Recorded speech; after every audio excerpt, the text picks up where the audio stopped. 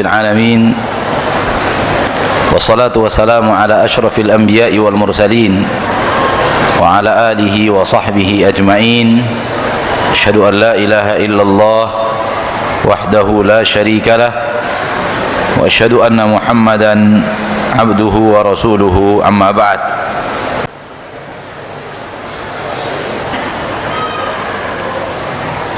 Pertanyaan pertama,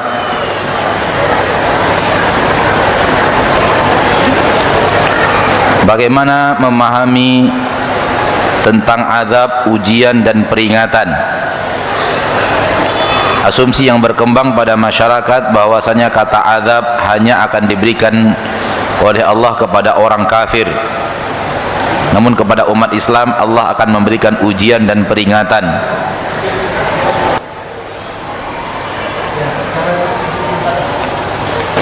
Sesuatu bencana yang datang dari Allah bisa berbentuk salah satu di antara yang tiga. Pertama, berbentuk azab. Kedua, berbentuk teguran dan peringatan. Yang ketiga, berbentuk ujian untuk tetap bersabar.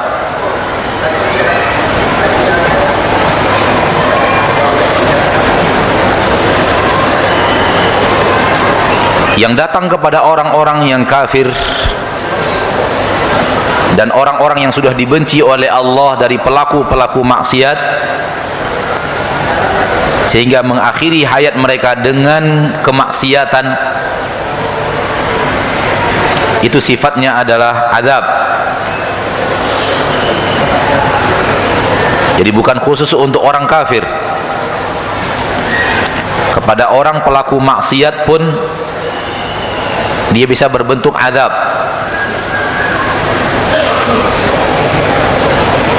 Dan yang berbentuk peringatan kepada orang muslim yang berbuat maksiat, ditegur dengan bencana agar dia kembali kepada Allah, agar dia bertaubat dari maksiatnya.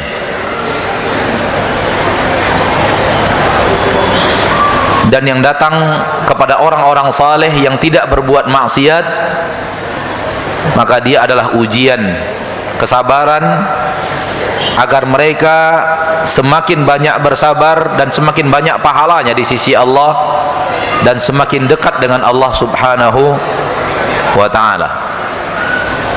Ini yang kita ketahui dari bencana-bencana, petaka-petaka yang Allah datangkan ke permukaan bumi, yang datang kepada Fir'aun dan bala tentaranya sudah bisa dipastikan azab, karena Allah mengatakan itu di dalam Al-Quran.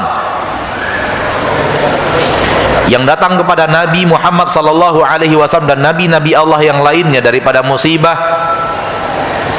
sudah pasti ujian, bukan teguran, apatah lagi azab, karena mereka tidak bersalah, namun Allah tetap uji agar mereka semakin bersabar dan semakin dekat dengan Allah Subhanahu wa ta'ala. Demikian juga yang datang kepada orang-orang saleh yang tidak berbuat maksiat, agar mereka bersabar di atas ujian tersebut dan semakin dekat dengan Allah. Kepada kaum muslimin yang berbuat maksiat, boleh jadi dia adalah teguran agar kembali kepada Allah, bukan sifatnya azab. Namun untuk zaman kita sekarang, memastikan ini azab, ini teguran atau ujian, Allahu a'lam, hanya Allah yang tahu. Soal yang datang kepada Fir'aun, yang datang kepada kaum Ad, yang datang kepada kaum Lut, sudah bisa dipastikan azab, karena ada nas-nas yang tegas bahwa Allah kirimkan itu sebagai azab bagi mereka. Namun kepada yang datang kepada kita sekarang, Allahu a'lam, hanya Allah yang tahu yang Allah kirim sekarang azabnya atau tegurannya. Hanya Allah yang mengetahui. kita sebagai seorang hamba yang ada adalah introspeksi diri. Ketika datang bencana, datang bala kepada kita, kita introspeksi diri. Apakah sebelum ini kita berbuat maksiat? Agar kita kembali kepada Allah Subhanahu wa ta'ala. Namun memastikan bahwa ini pasti azab, seperti yang sekarang terjadi bencana-bencana di negeri kita, lalu kita pastikan ini pasti azab dari Allah, kita tidak berani, karena itu ilmu pasti bahwa itu azab datangnya dari Allah Subhanahu wa ta'ala. Ilmu pasti hanya Allah yang tahu. Namun azab bencana itu datang dalam 3 kategori tadi. Tinggal kita introspeksi diri, apa kita pelaku maksiat, untuk segera bertaubat. Jangan sampai azab itu datang dan kita wafat di tengah maksiat itu, sehingga benar-benar terwujud dia sebagai azab bagi diri kita. Wa niyadzubillah. Sekali lagi, kepastian hanya ada di sisi Allah Subhanahu wa ta'ala.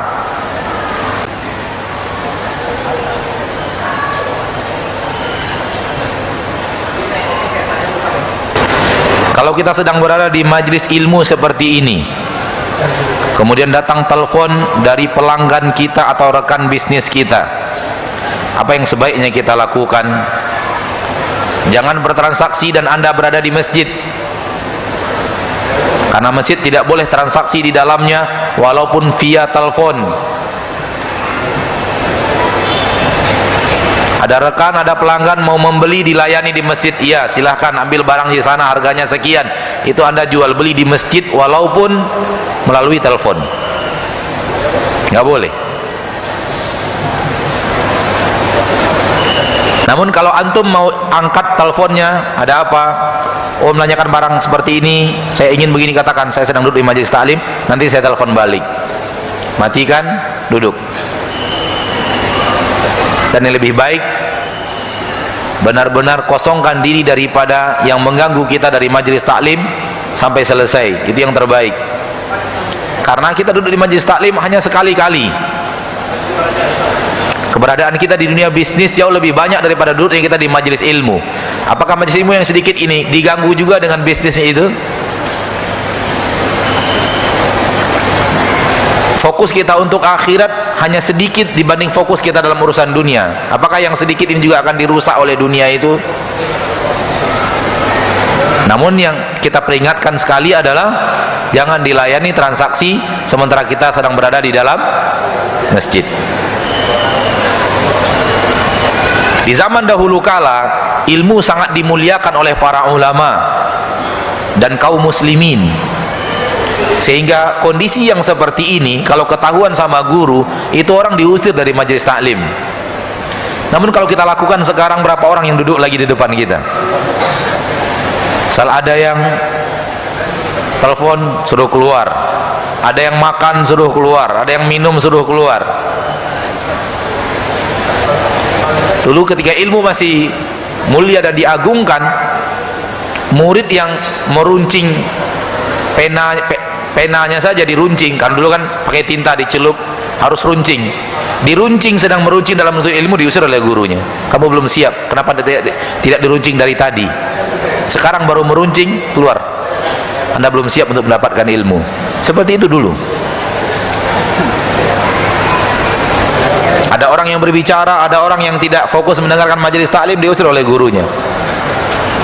Bahkan seorang guru terkenal dengan tidak suka mendatangi penguasa, tidak suka mendatangi penguasa, dan tidak suka kepada orang-orang yang berilmu yang datang diundang oleh penguasa, datang kepada penguasa. Kalau tahu ada muridnya yang datang kepada penguasa, diusir dari majelis ilmu. Saya tidak mau murid-murid saya datang kepada para penguasa. Ketahuan ada yang datang, diusir dari majelis ilmu. Kalau sekarang kita lakukan itu, dianggap orang kita berlebihan beragama. Namun itulah dulu di zaman ilmu diagungkan dan dimuliakan. Nah, maka yang kita anjurkan, fokuskan untuk ilmu. Bila perlu dimatikan handphone itu sampai selesai, atau disilentkan kemudian masuk tas,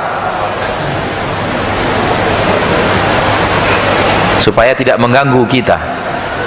Kalau ataupun akan dijawab, maka jawaban seperti tadi.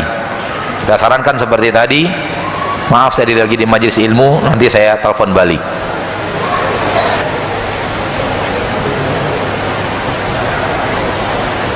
Rasulullah mengatakan umur umatnya berkisar antara 60 sampai 70 tahun. Apabila Allah Ta'ala memberikan umur seorang hamba lebih daripada 70 tahun, apakah ini azab atas umurnya ataukah keberkahan?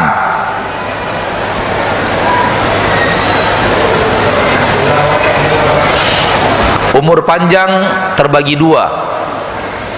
Umur panjang untuk ketaatan berarti berkah dalam usia, dan umur panjang di atas kemaksiatan berarti tidak ada keberkahan dalam usia. Sekedar umur panjang saja itu tidak ada manfaat apapun, kecuali umur panjang untuk ketaatan. Dan manusia terbagi dua, ada yang panjang usianya untuk taat, ada yang panjang usianya untuk maksiat. Maka jadilah usia kita yang panjang ini untuk memperbanyak amal saleh. Khairun nasi man tala umuruhu wa hasuna amaluh, wa syarrun nasi man tala umruhu wa sa'a. Begitu yang dikatakan oleh Nabi kita sallallahu alaihi wasallam dalam hadis yang sahih.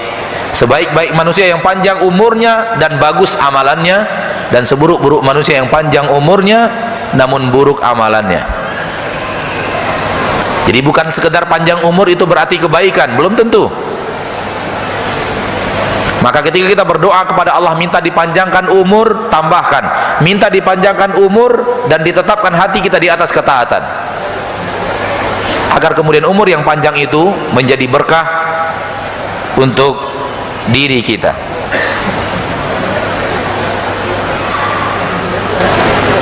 Ustadz, apa hukum bekerja di lembaga hukum negara seperti kepolisian, kejaksaan, pengadilan, lembaga pemasyarakatan? Permasalahannya adalah apakah kita berbuat maksiat di sana atau tidak? Apakah dalam sesuatu yang kita kerjakan di sana kita berbuat maksiat? Baik kita berada sebagai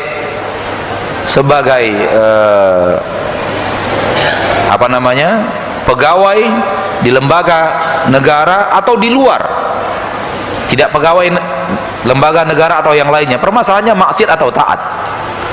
Kalau kita berbuat taat dan berusaha meninggalkan maksiat dan tidak mau melakukan kemaksiatan dan tidak rela diperintahkan untuk berbuat maksiat, maka berbahagialah. Berhati-hati dengan orang yang mengatakan asal berhubungan dengan negara semuanya haram. Ini bahagian daripada percikan akidah Khawarij, sehingga semua yang berhubungan dengan negara haram, tidak halal gajinya. Guru tidak halal gajinya, polisi tidak halal gajinya, semua tidak halal gajinya. Kenapa? Berasal dari negara. Negara kita bukan negara Islam, penghasilannya tidak mayoritas, tidak semuanya dari penghasilan yang halal, masuk juga penghasilan yang haram dan yang lainnya. Maka ini adalah bahagian daripada akidah yang batil. Permasalahannya adalah kita di atas maksiat atau di atas taat. Setelah kita tahu itu salah, kita berhenti atau tidak? Ketika kita tidak sanggup menahankan dorongan untuk berbuat maksiat, harus berbuat maksiat. Kalau tidak, kita kemudian diancam, kita kemudian tertindas, kita bisa keluar dari situ. Keluarnya bukan karena kita berada sebagai pegawai negara, tapi keluarnya karena kita tidak bisa mempertahankan keimanan dan ketaatan kita di sana, di tengah rongrongan orang yang terus mendesak kita untuk berbuat maksiat. Wallahu a'lam.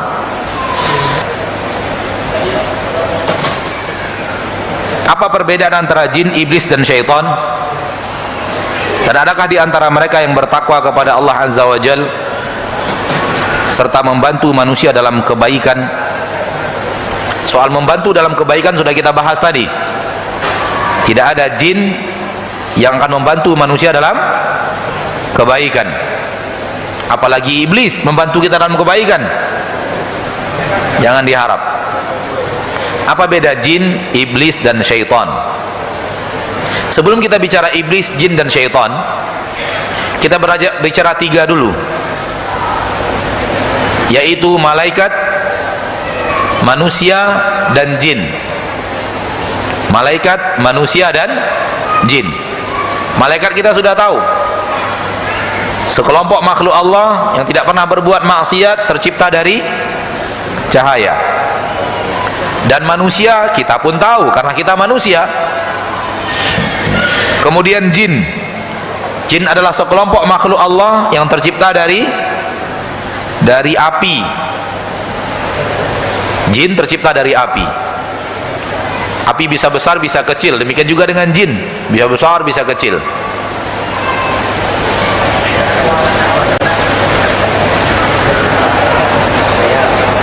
Jadi ada 3 kelompok, malaikat, manusia, dan jin. Iblis dari jin. Iblis dari kelompok jin. Dia adalah seorang jin. Jin yang diizinkan Allah untuk hidup sampai dunia kiamat.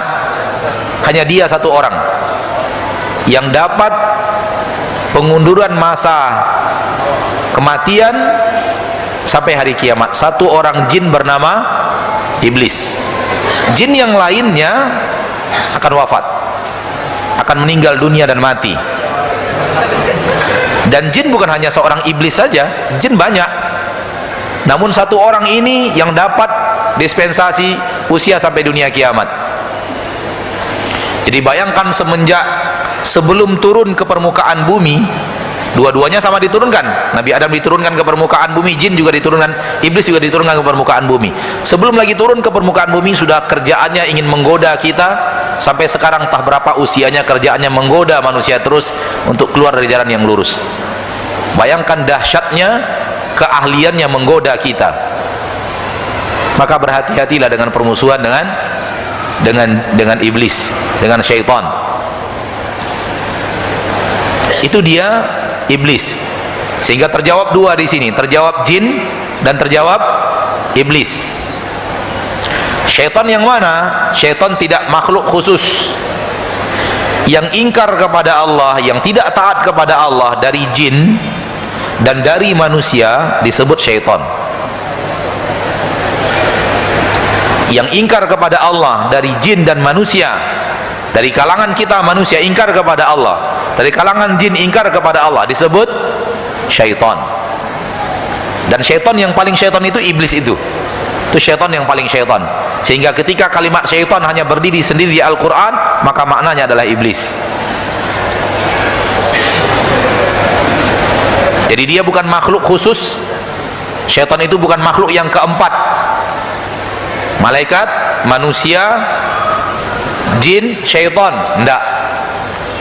Syaitan itu berasal dari jin yang tidak taat dan patuh kepada Allah, dan manusia yang tidak patuh dan taat kepada Allah. Karena syaitan maknanya adalah dijauhkan dari rahmat Allah.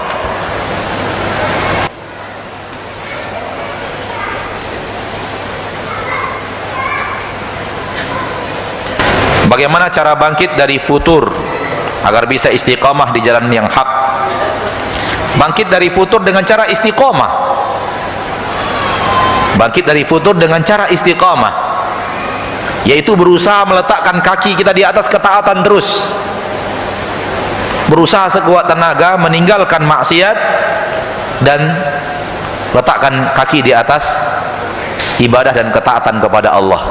Ada godaan untuk berbuat maksiat, tinggalkan, lari kepada ibadah. Ada teman mengajak berbuat maksiat, tinggalkan teman itu, lari kepada ibadah. Ada alat yang mengajak berbuat maksiat, tinggalkan alat itu, lari kepada ibadah dan ketaatan kepada Allah Subhanahu wa ta'ala. Ada kondisi di mana menyuruh kita untuk berbuat maksiat, tinggalkan kondisi itu, lari kepada kondisi di mana kita tidak bisa berbuat maksiat kepada Allah Subhanahu wa ta'ala. Maka melawan maksiat adalah dengan ketaatan. Futur artinya berbuat maksiat, tinggalkan dengan cara taat kepada Allah Subhanahu wa ta'ala. Apakah perbuatan bid'ah yang dikerjakan oleh seseorang itu merupakan cara syaitan untuk menyesatkan manusia? Jawabannya ya. Nabi SAW menyuruh kita meninggalkan bid'ah, menjauhi bid'ah. Nabi yang menyuruh, bukan para ustadz, bukan para dai. Para ustaz dan para dai hanya menyambung dari lidah Nabi Muhammad sallallahu alaihi wasallam. Nabi mengatakan, wa iyyakum wa muhdatsatil umur, jauhi oleh kalian hal-hal yang baru. Hal-hal yang baru dalam agama jauhi. Wa iyyakum, jauhi, kata Nabi. Fa inna kulla muhdatsatin bid'ah, hal yang baru itu namanya bid'ah. Wa kulla bid'atin dhalalah, semua yang bid'ah adalah sesat. Nabi yang mengatakannya sallallahu alaihi wasallam. Hal yang baru dalam agama Nabi tidak ajarkan, Rasul tidak ajarkan, itu namanya bid'ah. Dan Nabi mengatakan, wa iyyakum, jauhi, tinggalkan. Maka itu bukanlah jalan Nabi sallallahu alaihi wasallam. Kalau bukan jalan Nabi, famadza ba'dal haqqi illa dhalal, apalagi setelah kebenaran kecuali kesesatan. Tak ada lagi yang setelah kebenaran kecuali kesesatan.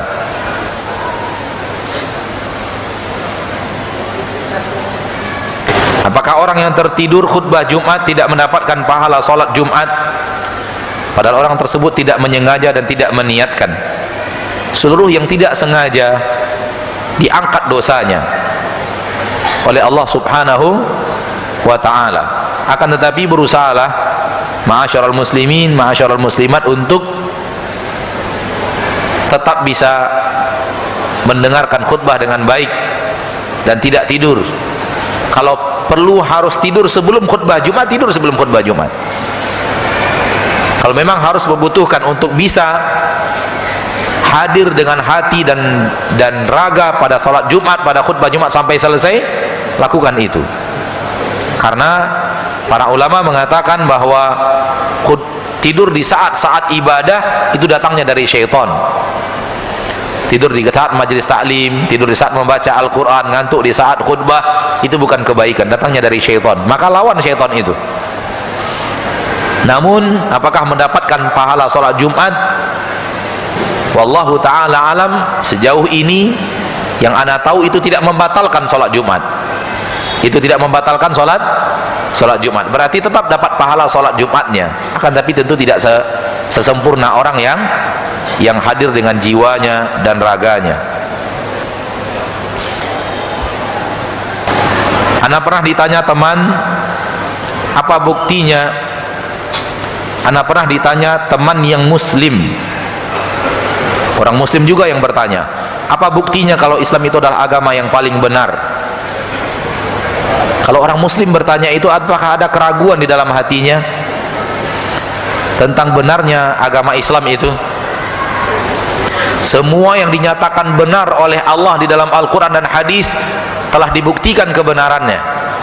Apakah ini bisa meragukan kita tentang kebenaran agama Islam? Orang ini berarti tidak membaca sejarah Nabi Muhammad SAW, bahwa seluruh yang Allah katakan, seluruh yang dikatakan Rasulullah SAW telah Allah buktikan kebenarannya. Dan seluruh yang Allah katakan di dalam Al-Quran terbukti kebenarannya dan tak terbantahkan sampai sekarang. Walaupun sudah berjalan 1400 tahun dan teknologi semakin mutakhir, semakin mutakhir teknologi, semakin membuktikan kebenaran apa yang Allah katakan di dalam Al-Quran, bukan membantahnya. Jadi kalau orang muslim ragu akan kebenaran agamanya, maka ini berbahaya. Tidak boleh ragu dalam agama, tidak boleh ada ragu dalam kebenaran agama Islam. Al-haqqu min rabbik fala takunanna minal mumtarin. Kebenaran datang dari Rabbmu, jangan engkau menjadi orang yang ragu. Innamal mu'minuna alladzina amanu billahi wa rasulihi tsumma lam yartabu. Orang yang beriman adalah orang yang beriman kepada Allah dan Rasulnya, kemudian mereka tidak ragu. Harus ada keyakinan yang menghapus keraguan. Justru pertanyaan orang muslim adalah, mana bukti bahwa agama Islam itu tidak benar? Rasul yang Allah utus manusia terbaik di permukaan bumi. Syariat Islam punya semua yang kebaikan yang ada di permukaan bumi. Yang dikatakan Allah di dalam Al-Quran terbukti semuanya benar, tak ada yang terbantahkan. Yang dikatakan Rasul terbukti semuanya benar, tak ada yang terbantahkan. Mana bukti bahwa Islam itu salah? Ini yang harusnya terjadi. Bukan mana bukti bahwa Islam adalah agama yang paling benar. Na'udzubillahi min dzalik.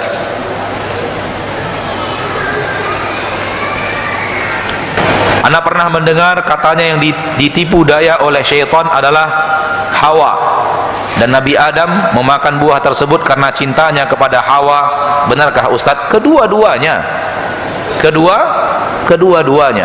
Wa qasamahuma. Dia bersumpah kepada kedua-duanya, kepada Nabi Adam dan Hawa. Kedua-duanya digoda oleh iblis. Inni lakuma laminan nasihin. Aku untuk kalian berdua benar-benar seorang yang memberikan nasihat.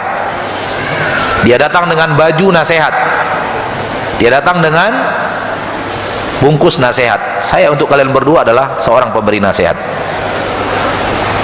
Dalam ayat tadi, ya Adam, hal adulluka ala sajaratil khuldi wa mulkin la yabla. Wahai Adam, maukah engkau aku tunjukkan pohon kekekalan dan kerajaan yang tidak akan pernah binasa dan sirna? Kerajaan ini akan tetap ada. Engkau akan tetap berada di kerajaan surga ini selama-lamanya dan tidak pernah hilang dan binasa dan sirna kerajaan ini. Kau akan tetap ada di sini. Dan dalam ayat itu, ya Adam, wahai Adam, berarti yang ditipu juga Nabi Adam, bukan hanya Hawa saja.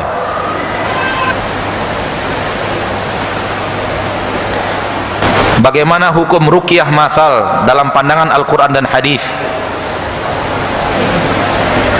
Yang ahli meruqyah adalah Nabi Muhammad sallallahu alaihi wasallam.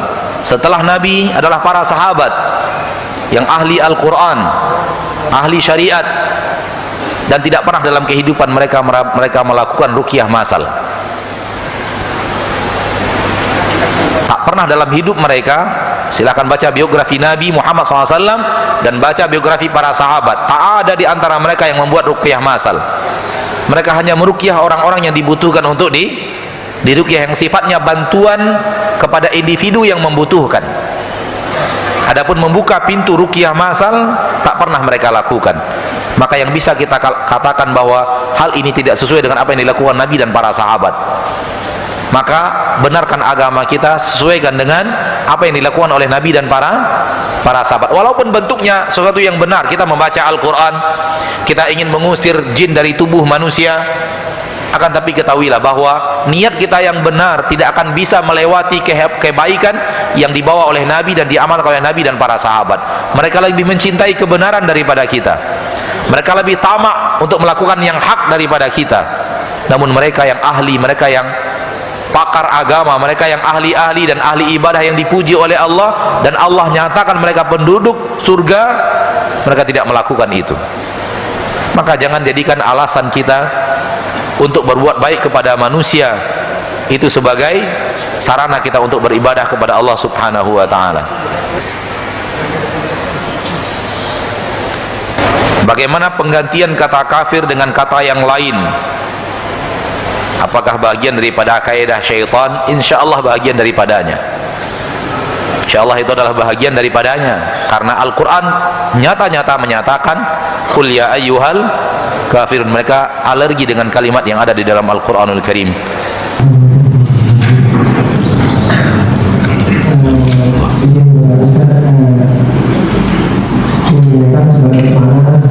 Kita tidak berada pada masa untuk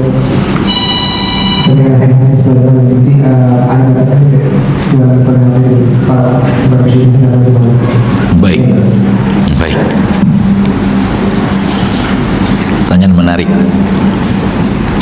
Sejauh mana bolehnya kita menyimpan harta untuk kepentingan apa tadi? Untuk kepentingan kita nanti, lalu kita tabungkan harta itu. Sejauh mana bolehnya?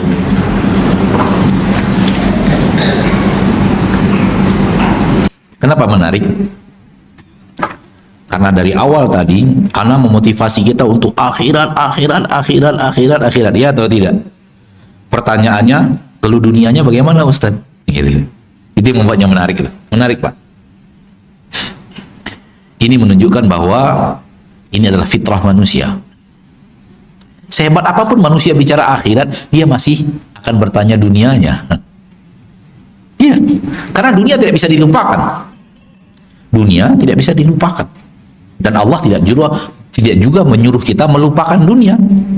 Allah tidak menyuruh kita mencampakkan dunia. Tapi apabila kita membuka Al-Quran, membaca Al-Quran, membaca hadis, kita tidak disuruh, kita tidak dimotivasi untuk dunia, tapi kita dimotivasi untuk akhirat. Sehebat apapun ustadz bicara akhirat, manusia tetap akan buat saving dunia. Dan itu nggak salah. Nggak salah.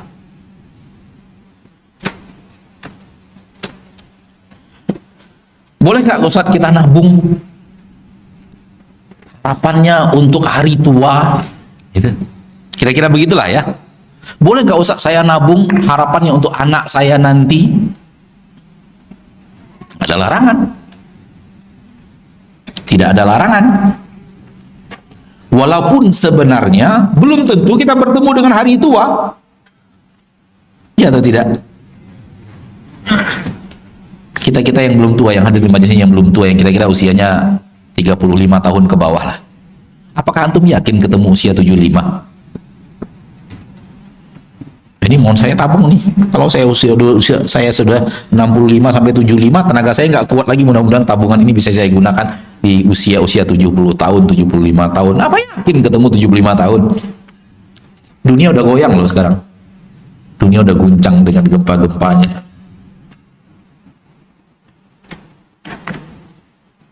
Satu, sering kita lupa, belum tentu kita ketemu dengan hari tua. Enggak salah.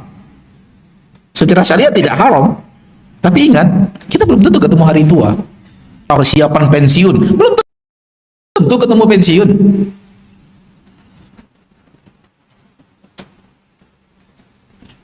Ketemu akhirat sudah pasti enggak? Udah pasti. Oleh karena itu lihat, kenapa agama kita memotivasi akhirat, bukan memotivasi sesuatu yang belum pasti.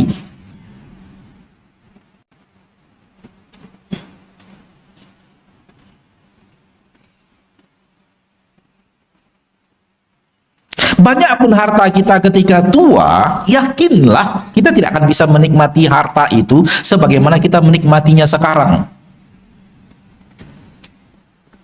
Yang jelas gigi sudah habis.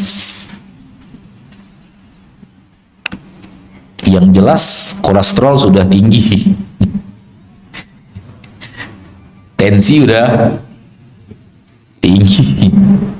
Pantangan sudah banyak, udah nggak boleh ya makan yang pedas-pedas, nggak boleh makan yang terlalu asam, nggak boleh makan yang dingin-dingin, nggak boleh makan yang gula-gula manis. Ya kan? Berjalan sudah tertatih-tatih, kaki kondisi tua seperti itu kan. Sekiranya manusia kita bertemu dengan masa tua kita, jangan kira kita tua nanti masih seperti ini kita menikmati. Habis durian, kemudian kikil, habis kikil kemudian soto Lamongan, habis soto Lamongan kemudian nggak bisa senikmat yang sekarang.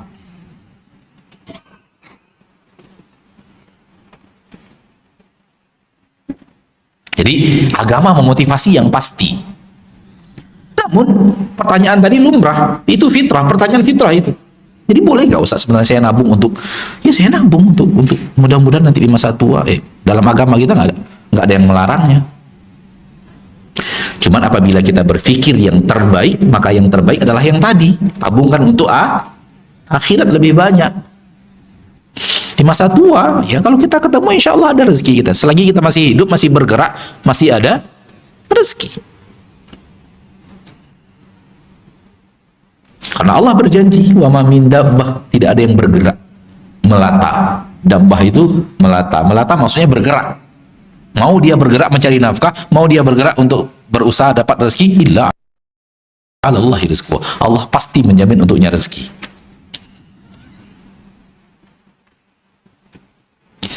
Sesuai dengan yang diinginkan Allah. Apa batasnya? Tabungan itu tidak haram. Pertama, tunaikan kewajiban harta. Kalau ada zakatnya, wajib keluarkan zakat. Kalau ada nafkah wajib, nafkah ke orang tua, nafkah ke istri, nafkah ke anak, nafkah ke adik kita yang perempuan yang belum punya suami atau sudah meninggal suaminya, kewajiban kita menafkahi dia. Tunaikan nafkah wajib. Dan berikutnya, harta yang ditabung itu dari harta yang halal. Dua ini terwujud, maka halal bagi seorang untuk menabung. Tapi hati-hati dengan pola yang tadi. Ditabung sebanyak-banyaknya untuk ditinggal. Itu yang Anda bahas tadi. Tabung. Dari M sudah triliun. Setelah triliun, tewas. Lalu untuk apa triliun tadi? Buat anak-anak, Ustaz. Nanti kalau saya tinggalkan anak punya harta kan lebih baik. Justru sekarang ini bukti nyata, semakin banyak orang tua meninggalkan harta untuk anaknya, anaknya masih semakin gampang bertengkar sesama mereka. Ini bukti nyata dalam kehidupan kita sekarang. Itu nggak bisa tertolak. Karena banyak sekali cerita yang bisa kita dapatkan, justru ketika anak itu ditinggal dengan harta yang banyak, mereka malah bertengkar, gontok-gontokan, hilang. Justru ketika anak ditinggal orang tidak seberapa, aman-aman aja. Karena yang mau ditengkarin nggak ada gitu. Nggak ada sawah yang mau diperebutkan, nggak ada apartemen yang mau dipertengkarkan, nggak ada tanah di sana, kaplingan tanah di sini yang harus dibagi, sehingga tidak ada motivasi, tidak ada gontok-gontokan. Oleh karena itu lihat Nabi SAW tidak meninggalkan apapun untuk anak-anaknya. Rasul selalu melakukan yang terbaik. Boleh, nggak diharamkan syariat dengan syarat yang tadi. Namun hal yang aneh sebenarnya kalau itu melupakan kita untuk tabungan akhirat. Wallahu a'lam. Nah.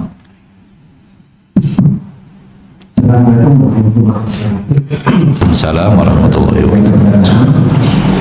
Dari keinginan kepada Ustaz tentang menghadiri seorang muslim. Dengan berdasarkan tadi membuat orang itu berarti anak kehidupan akhirat. Kehidupan akhirat dan kehidupan nyata cinta itu bisa kehidupan kita lagi lagi. Assalamualaikum warahmatullahi wabarakatuh. Waalaikumsalam warahmatullahi wabarakatuh. Iman letaknya di dalam hati. Iman letaknya di dalam hati. Rasul di dalam dada. Rasul mengatakan taqwa hahuna. Dan isi hati dipengaruhi oleh apa yang didengar dan apa yang dilihat. Isi hati dipengaruhi oleh apa yang dilihat dan apa yang didengar. Ketika kita ingin hati kita teguh di atas keimanan, kontrol mata, kontrol telinga. Usahakan masuk ke dalam hati kita melalui mata hal-hal yang membuat kita bertahan di atas keimanan. Usahakan hal yang masuk ke dalam telinga kita dari pembicaraan manusia, apapun yang terdengar, adalah hal-hal yang memotivasi kita untuk bertahan di atas keimanan. Di zaman kita sekarang ini, di alat informatik sekarang ini, banyak orang yang tidak perhatian kepada menjaga mata dan telinganya. Dan itu yang membuat goyah keimanannya. Kenapa? Karena keimanan terpengaruh dengan apa yang masuk. Kalau ada sebuah bejana, katakanlah baskom, atau bak mandi, kalau itu adalah hati, lalu ada keran yang masuk, memasukkan air ke dalam bak mandi itu, dua keran itu bernama telinga dan mata. Kalau yang ditumpahkan ke dalam bak air yang bernama hati tadi adalah air yang bersih, air yang bersih, air yang bersih, air yang bersih, air yang bersih, isi bak akan bersih. Walaupun awalnya mungkin bak itu kotor, berisi dengan air yang bersih, lambat laun yang kotornya akan menghilang. Begitu juga yang dikatakan oleh para ulama, al-qalbu wi'aun. Hati ini adalah bejana. Fatahhir ina'ak. Sucikan bejanamu dengan cara apa? Dengan cara masukkan yang suci-suci dari keran airnya. Oleh karena itu ketika mata kita tidak terjaga, iman terpengaruh. Telinga kita tidak terjaga, iman terpengaruh. Maka bagi orang yang ingin memperkokoh keimanannya di atas ketaatan, usahakan mata melihat kepada yang memotivasi ketaatan itu, telinga mendengarkan yang memotivasi kepada ketaatan itu.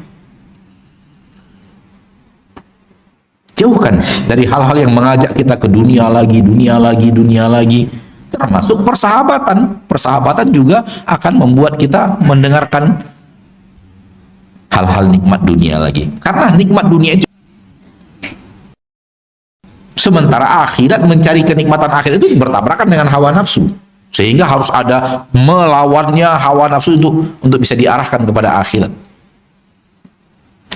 Maka kenapa orang yang rajin mendengarkan kajian, imannya biasanya lebih kuat dan kokoh? Kenapa? Dia sering memasukkan yang baik-baik ke dalam hatinya melalui telinganya.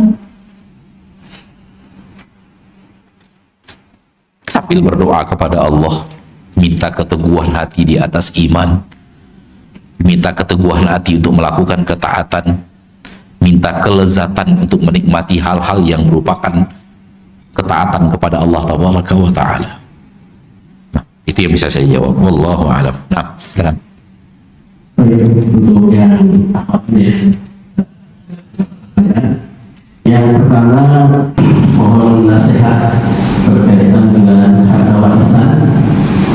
Apakah lebih baik mengikhlaskan warisan atau menuntut warisan karena beliau tidak mendapatkan warisan sementara orang tua sudah meninggal? Ya, maksudnya mungkin dia dapat warisan, apakah lebih baik saja dimaafkan saudara-saudaranya atau tetap dituntut agar mendapatkan warisan tersebut sementara orang tuanya sudah meninggal?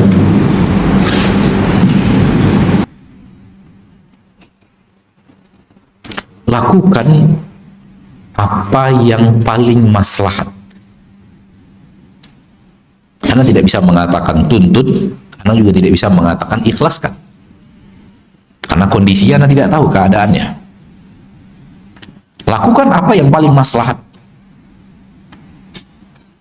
Contoh, kalau saya ngotot nuntut, pasti saya adik-beradik berantem. Berarti tidak maslahat. Karena harta itu dikuasai oleh kakak nomor 1, kakak nomor 2, dan mereka benar-benar merasa bahwa mereka lah penguasa harta itu, dan tidak ada belas kasihan untuk mengasihi adik-adiknya untuk dibagikan harta warisan ayah. Karena A, B, C, alasan-alasan yang mereka utarakan, sehingga mereka mengatakan bahwa saya tidak punya hak untuk itu. Kalau saya tuntut, ngotot nuntut, kami akan bertengkar habis, dan boleh jadi kami tidak bertegur sapa, kami tidak lagi bagikan abang dan adik, kakak dan adik, hilang silaturahim. Itu gak bagus, itu tidak maslahat. Kalau itu yang akan terjadi dengan kondisi yang seperti itu, maka jalan yang terbaik dan paling maslahat adalah ya sudahlah, itu adalah hak saya yang kalian ambil, antara dua saja, maafkan atau tunggu saja nanti Allah yang memberikannya kepada kita di akhirat. Apa yang menjadi hak kita tidak akan pernah hilang, karena semua di akhirat. Apa gunanya bertengkar adik-beradik hanya karena harta yang tadi? Apabila memang kakak itu belum mau membagi waktunya saja, kalau kita sedikit ngotot, maka dia akan, misalnya seperti itu. Semisalnya, kadang-kadang kan gini, kadang-kadang ketika orang tua kita meninggal dunia, kita minta dibagi harta waris, ada kakak-kakak kita bilang, orang tua kita baru meninggal 1 tahun, kamu sudah ngomong harta gitu, terlalu cepat. Kuburnya saja belum kering, kamu sudah bicara harta. Tunggu nanti, akhirnya udah 5 tahun, 6 tahun masih tunggu nanti juga gitu. Ada kan yang seperti itu? Sehingga artinya harta orang tua kita nggak dibagi-bagi juga. Sementara kita membutuhkan harta itu. Sekiranya kita sedikit ngotagi dan tidak akan terjadi pertengkaran, ya silahkan saja, nggak ada masalah. Ngotot sedikit untuk sudah saatnya dibagi, kapan lagi? Karena harta warisan itu semakin lama tidak dibagi, semakin mendatangkan masalah dan problematika. Akhirnya lihatlah betapa banyaknya pertengkaran karena memang harta itu lama tidak dibagi. Kalau kita sang anak saja tidak dibagi, bagaimana pula kalau sudah jatuh kepada sang cucu? Makin banyak polemik. Wallahu a'lam. Jadi kalau memang ngototnya kita itu tidak memberikan mudarat, maslahatnya ada dan mudarat tidak terjadi, maka silahkan saja sedikit ngotot untuk sudah waktu berbagi harta waris. Pertanyaan berikutnya, bagaimana cara seseorang tetap bersyukur ketika diberikan jabatan atau kekayaan? Cara bersyukurnya.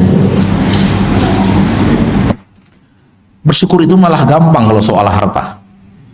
Dan maksudnya manusia itu merasa bahwa dia telah diberi, kemudian dia bersyukur kepada Allah Taala. Siapkan 2 jawaban. Apabila 2 jawaban ini bisa kita jawab nanti di padang mahsyar, maka kita termasuk orang yang bersyukur. Pertama, dari mana didapatkan? Kedua, kemana engkau belanjakan? Harta kita yang Allah berikan kepada kita ini, asal 2 jawabannya dapat di akhirat, maka harta itu tidak akan mencelakakan kita di akhirat. Jawabannya, siapkan. Untuk masing-masing harta yang kita berikan, yang Allah berikan kepada kita, siapkan untuknya 2 jawaban di akhirat. Karena harta itu akan ditanya oleh Allah dari 2 pertanyaan. Aman pertanyaan, jawabannya insya Allah aman di akhirat. Pertama, dari mana didapatkan? Sumbernya, sumber yang sudah Allah halalkan atau tidak? 2, kemana dibelanjakan? Wallahu a'lam.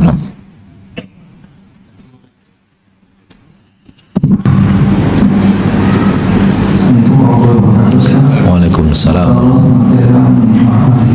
Amin wa iyyak. Amin wa iyyak.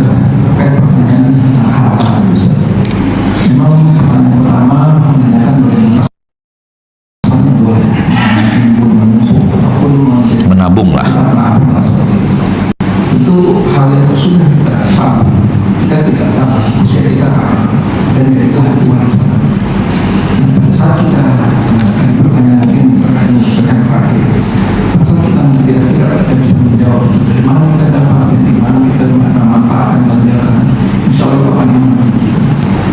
Namun apa yang kita dapat semasa hidup, lalu itu jadi warisan. Dan di akhirnya di warisan itu ternyata menjadi pertengkaran. Apakah si orang yang tadi berniatnya sebenarnya utama hari tuanya tidak mencapai hari tuanya, lalu kita meninggal atau jadi warisan, dan dia tidak tahu bagaimana pertanyaan keduanya tadi kemana dibelanjakan, itu akan jadi masalah juga bagi kita. Ya, baik. Kemana dibelanjakan itu adalah perbuatan dia ketika hidup. Adapun kemana dibelanjakan setelah Allah pindah tangankan dari kepemilikan dia, bukan lagi tanggung jawab dia. Jadi gini, harta orang tua kita, dia akan bertanggung jawab selagi dia masih pemilik harta itu. Ketika orang tua kita wafat, harta itu bukan lagi harta orang tua kita. Allah sudah menjadikan harta itu milik ahli waris.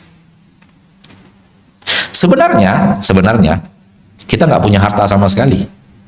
Sebenarnya itu harta yang ada punya Allah. Ketika Allah amanahkan kepada orang tua kita, selagi orang tua kita hidup, Allah akan minta pertanggungjawaban amanah itu. Ketika orang tua kita wafat, udah nggak ada lagi pertanggungjawaban. Pertanyaan yang tadi, dari mana didapatkan, kemana dibelanjakan, terkhusus karena pertanyaannya kemana dibelanjakan, orang tua kita setelah wafat tidak akan ditanya Allah lagi, udah selesai. Ketika orang tua kita wafat, hak kepemilikan terhadap harta habis. Pindahlah hak kepemilikan kepada ahli waris, dan ahli warislah akan ditanya oleh Allah.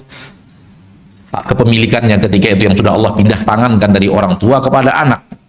Maka apabila anak membelanjakan harta warisannya untuk hal yang tidak Allah ridhoi, orang tua tidak akan bertanggung jawab, karena itu amalan anak, bukan amalan orang tua.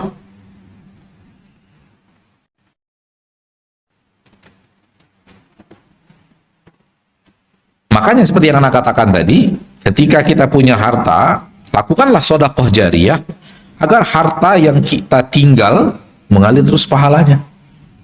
Itu yang tadi kita sampaikan tadi. Agar setelah kita meninggal, harta kita ketika hidup masih berfungsi.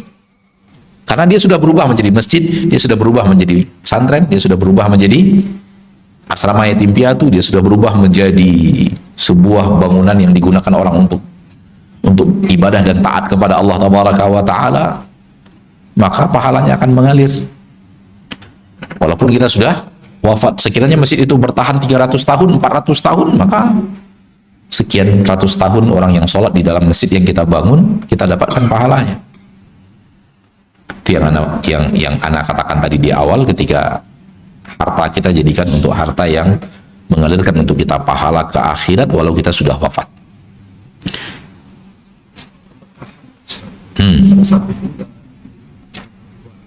Apakah itu mengait kepada yang meninggalkan waris? Tidak ada hubungan. Ketika memang harta tersebut digunakan oleh ahli waris untuk hal yang tidak baik, atau mungkin ahli warisnya kemudian bertengkar gara-gara itu, maka orang tua kalau yang sudah wafat tidak mendapatkan dosa daripada hal tersebut. Wallahu a'lam. Silakan. Bagaimana agar kita tetap semangat dalam mencari nafkah, baik untuk mencukupi kebutuhan keluarga atau untuk ibadah, dan mencari nafkahnya bukan karena cinta, yang motivasinya. Sebenarnya motivasi itu sudah ada dalam pribadi kita masing-masing. Semangat mencari rezeki itu fitrah. Justru hal yang aneh kalau ada orang yang tidak mau mencari rezeki.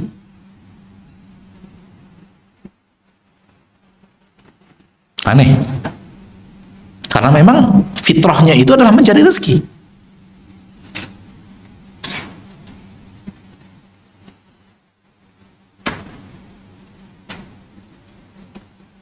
Kita dan seluruh makhluk Allah fitrahkan, dia akan bergerak mencari rezekinya. Masing-masing sesuai dengan kondisi masing-masing. Yang ini mencari rezeki dengan cara seperti ini, yang ini mencari rezeki dengan cara seperti ini, yang ini mencari rezeki dengan cara seperti ini, yang ini dengan terbang, yang ini dengan masuk laut, yang ini dengan masuk ke hutan, yang ini dengan cara berburu seperti ini. Masing-masing dengan fitrahnya masing-masing. Makhluk Allah yang ada di permukaan bumi ini yang hidup, hatta bekicot yang hanya berjalan sekian meter 1 jam itu mencari rezeki.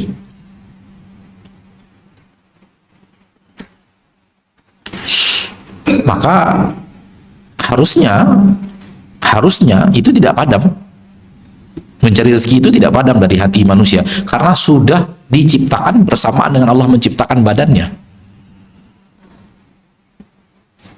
Lalu kalau ada pertanyaan bagaimana caranya supaya kita tetap semangat mencari rezeki, ya memang semangat itu sudah ada dalam hati kita masing-masing. Justru oleh karena kita semangat, Allah rem, hati-hati loh, semangatnya jangan sampai masuk ke dalam jurus jurang yang haram gitu. Paham nggak maksudnya, Pak?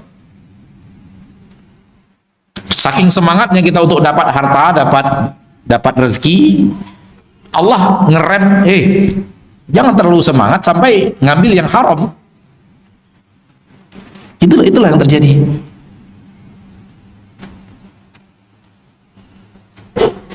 Maka pada dasarnya Fitrah, mencari rezeki itu fitrah. Mencari nafkah itu fitrah manusia. Membahas bagaimana cara semangat. Tapi kalau ada orang yang mengatakan, Ustaz, saya sudah tidak semangat lagi mencari rezeki, nah ini baru berhadapan dengan anak ini. Ada apa orang ini lari dari fitrah?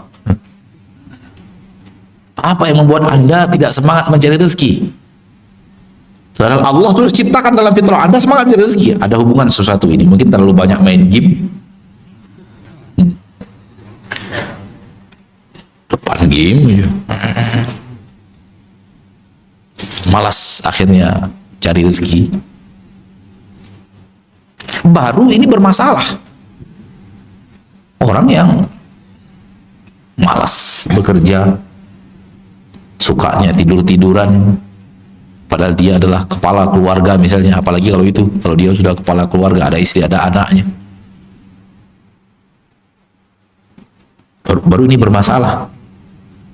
Namun kalau untuk mencari rezeki, semangat mencari rezeki, maka pada dasarnya fitrah manusia. Saking fitrah manusia itu mencari rezeki, Allah ngerem jangan sampai melewati batas. Wallahu a'lam.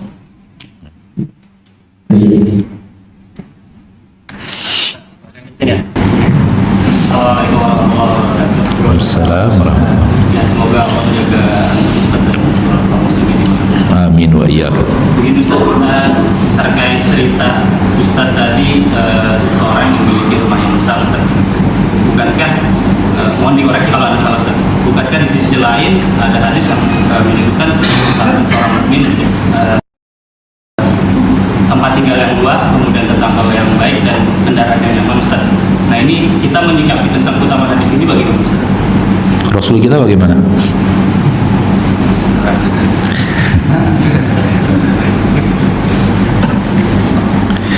Ya. Saya sedang tidak membahas rumah besar.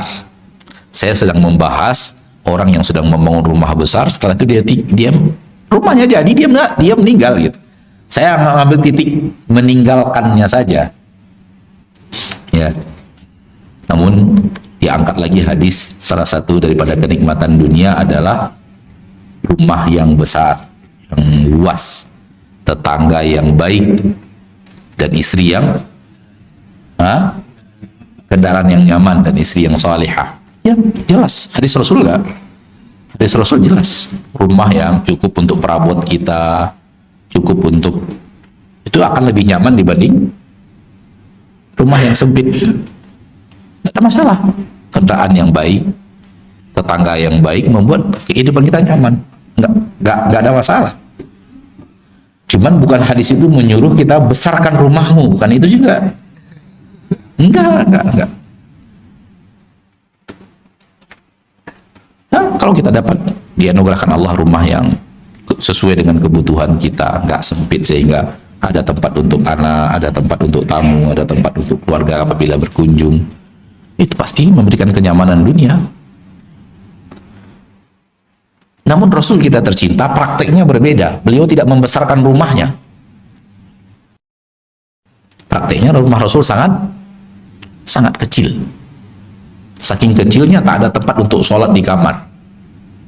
Benar-benar kamar itu tempat untuk tidur, merebahkan diri saja, sehingga tak ada space untuk sholat.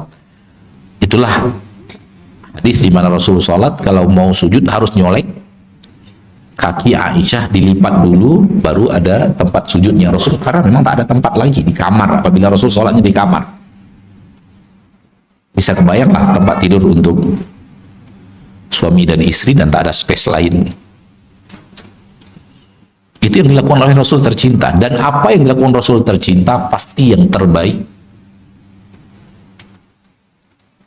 Rasul berhasil mendidik anak-anaknya dan istrinya dan anak-anak dan keluarganya untuk dunia jangan terlalu banyak, sisakan untuk akhirat. Ambil untuk dunia sekedarnya saja, lebihnya untuk akhirat, lebihnya untuk akhirat. Itu yang terbaik. Walau tidak wajib seperti itu. Wajib seperti itu tidak. Tapi yang dilakukan Rasul selalu yang terbaik. Walaupun ada hadis tentang rumah yang luas, itu bukan berarti itu lebih terbaik dibanding apa yang dilakukan Rasul Sallallahu Alaihi Wasallam. Selalu saja Rasul akan mengambil posisi yang terbaik. terafdol. Tapi secara dunia nggak bisa diragukan lagi kalau rumah kita lebih lega dibanding sempit, lebih nyaman dan lega dibanding. Wallahu a'lam. Cukup.